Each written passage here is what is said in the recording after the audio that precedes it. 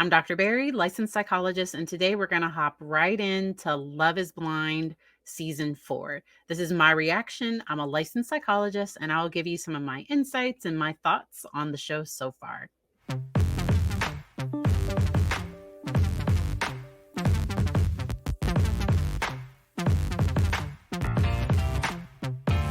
Let me start out by saying that I am a fan of this show and I've watched each season.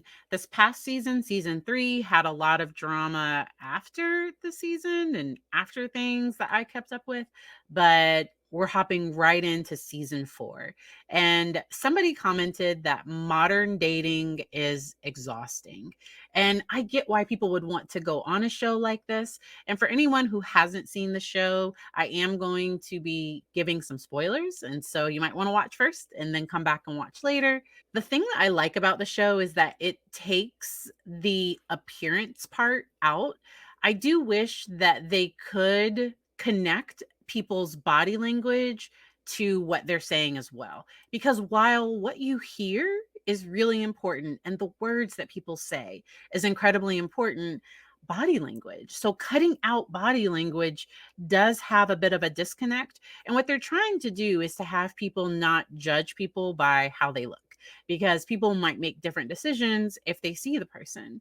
And the show is supposed to be a big experiment of, is love really blind? And in watching this season, each person kind of was able to get vulnerable with somebody within the pod and talk about difficulties, talk about why they are where they are, and different major life events that have contributed to their thoughts, their personality, to who they are as a person, and why they maybe do some of the things that they do. I don't know if y'all remember this, but y'all have to go back and see. Bliss, in I think it was episode 1, said, "I would never do anything to hurt you," to the girls. And it just seemed, I paid attention to it because I was like, "Oh no, something's gonna happen." And I thought that maybe Bliss was gonna do something, and we later find out what happens. I am gonna do a separate video because the dynamics between Irena and Micah are a whole video in and of themselves. And so make sure to subscribe so that you're notified when that one comes out. Let's hop right into the first clip. You're an amazing person. I don't think I would have dated somebody like Brett in the outside or real world. I probably would have judged Brett for not having a college degree, not going through this traditional career path. I would have had this preconceived notion of who Brett was. So a lot can happen in part 2, but so far, this is my favorite couple, Brett and Tiffany. And no relationship is perfect. And this experiment really does speed things up in a way. And it also show like they're airing things, they're recording everything. And that does add a different dynamic to a relationship. And that's where I've heard some vloggers talk about being very mindful when they're recording their family, because they felt like they were living their life through the lens of a camera and not actually being in those moments, or constantly being aware of the cameras. It might have an impact on what people do and what people say, and then editing as well. And that's what I'm going to talk about more in the next video about Micah and Irena, because the producers want to tell a certain story. Like, those two are clearly, from part 1, being set up to be kind of villains in this. And so please remember that these things are edited to tell a certain story that the producers want to tell. I also didn't see as much drinking this season. I believe last season there were some reports that alcohol was always being placed in front of them, and this season I didn't see as much drinking or people seeming extremely drunk or inebriated. I didn't see as much of that this season. I felt so sorry for Brett when Tiffany fell asleep on him, and she came back and immediately apologized for that, because he was in the midst of sharing a very intimate and detailed story. And because they can't see each other, he had no idea that she was just asleep. Like, I'm sure he thought that she left, or like, what happened. I'm sure he was very confused about that, especially when you go from thinking you have a really good connection with somebody to all of a sudden things shift like that. And that's where there was a part of me that was wondering, what time were they doing this date? Because I know for me, after a certain time, I'm done. Like, you can't, I am in my pajamas, I'm comfortable, like I'm going to sleep. And so I did just have so much empathy for Tiffany in that situation. Let's get into the next clip. We have both been like, you know, each other's like favorite person through a lot of this. Yes. And like, I wouldn't want it any other way. I feel so strongly about you as a person, but I feel like that maybe like the slow burn is how it's supposed to go.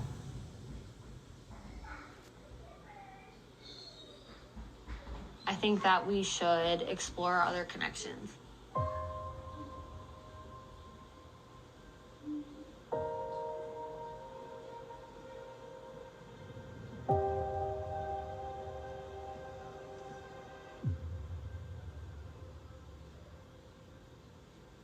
Okay, cool.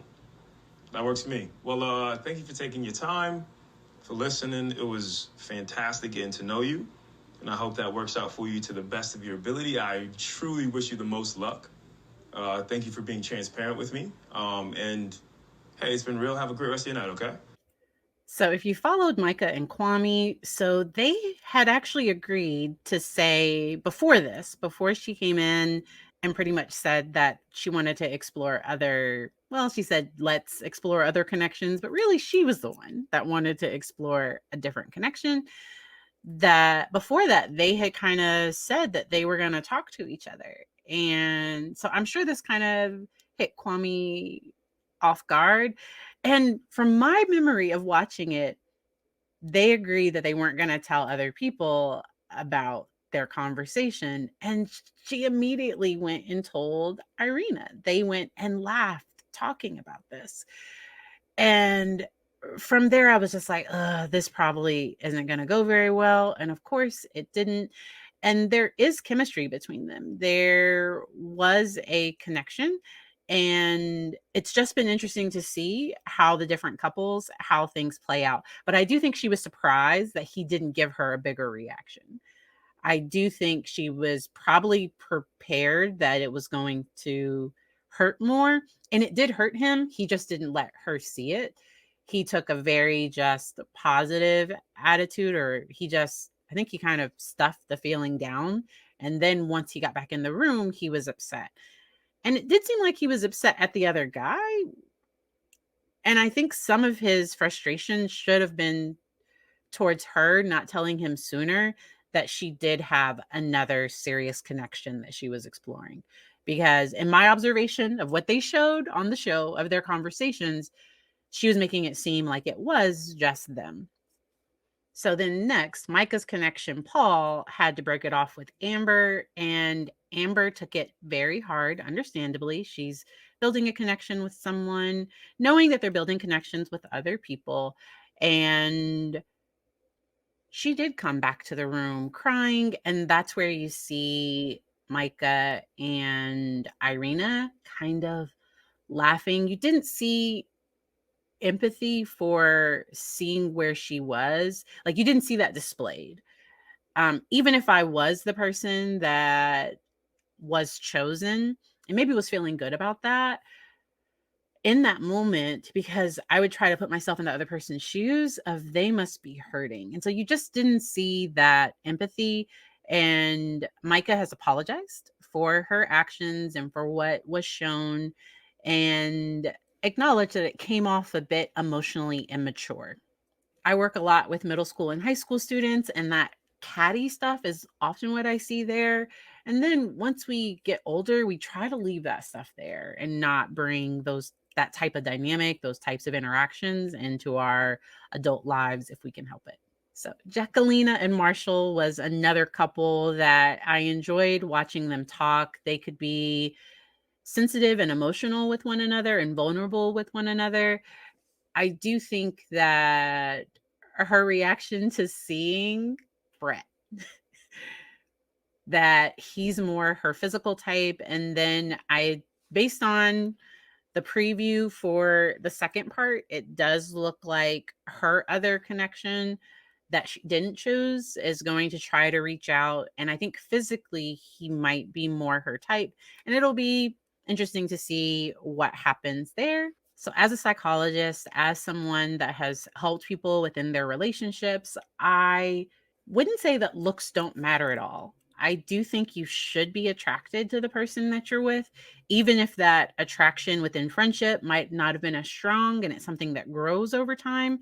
And there are other cultures that do arranged marriages where people they don't know each other at all and they just get together, and that's more of the Married at First Sight. I have watched that show. I'm not as up to date on that one as I am on Love is Blind, but where you do bring two people together that are matched based on characteristics by experts, and you see, can this work?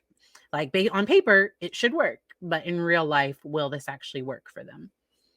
And then the drama between Irena, Bliss, and Zach. I have a huge favor, and if you want to say no, you can say no. Okay.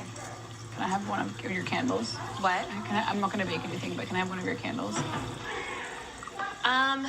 Did you think of something yesterday? Well, then, like, I I have a don't really, date. you know, Yeah, I it's feel fine. like Yeah, that's that's just, good. like, icky, Yeah, you know? you're fine. I just really don't want to talk about him, honestly, with you. Like, I hope that you can respect No, that. 100%. I will 100% respect. Okay. I feel like that's just, like, a little awkward that you asked me that. Okay. But Based on that clip, I was really proud that Bliss set that boundary because Irena asked, like, so there's nothing wrong with somebody asking a question. And Bliss clearly set a boundary that I'm not okay with that. And really, I don't want to talk about him with you. So by the end of the last episode that's available, we realized that Zach and Irena, they break up. She didn't want to sit next to him on the plane. It's not going to work. And it was just sad to know that from the very first moment that she got kind of an icky feeling.